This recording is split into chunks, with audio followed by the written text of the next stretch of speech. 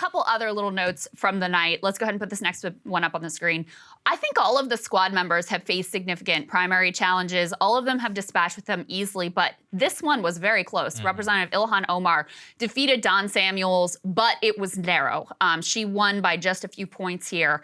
And you know, there were some I guess she didn't run TV ads. There was a significant amount of money on Don Samuel's side. He was running on a more sort of like tough on crime messaging. So she barely squeaks through. And also she was doing a lot of campaigning for other squad members and not so much in her district. So I think next time around, she'll probably be a little closer to home, probably go up on TV and make sure she's got that totally locked down. The other interesting one, which I noted a little bit before, let's go ahead and put this last piece up on the screen, is that Tim, how do you say this? Michaels? I think it's I don't actually know. Anyway, Tim is the winner of the Republican nomination for governor in Wisconsin. This one was interesting because Mike Pence had backed a different candidate who was the former lieutenant governor of the state. She was a Tea Party icon, actually, during under Scott Walker. Right. So this was someone who had been prominent, who'd been seen as sort of like a conservative stalwart, and now defeated by old Timmy here, who was backed by Trump, who, you know, and now the Pence-backed candidate who used to be the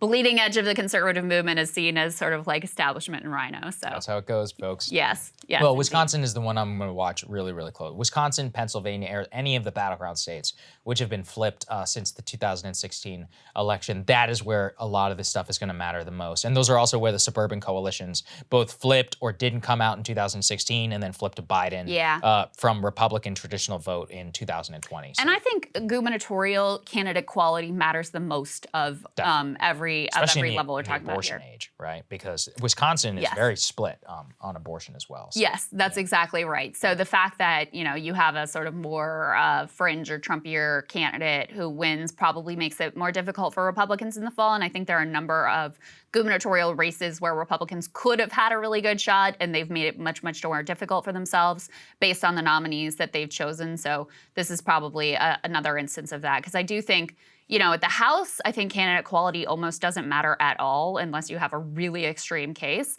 I think at the Senate, it can matter some. Like, you know, I do think some of the candidates Republicans nominated are going to have some issues based on prior statements and just based on inexperience. And at the gubernatorial level, you can even have, you know, I mean, in Kentucky has a Democratic governor right now, and Vermont has a Republican governor right now.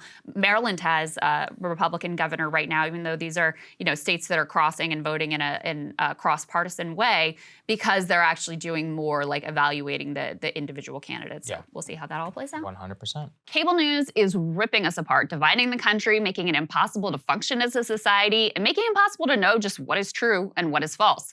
But the good news is they are failing and they know it. That is why we're building something new, a new mainstream, a healthier one, something more trustworthy, something that we are going to need in one of the most pivotal times in American history. We are building up here for the midterms, for the upcoming presidential election, but we need your help. So if you can help us out by becoming a premium member today at breakingpoints.com, we're trying to change America for the better and the entire world. So what are you waiting for, guys? Go to breakingpoints.com and sign up and help us build a new mainstream.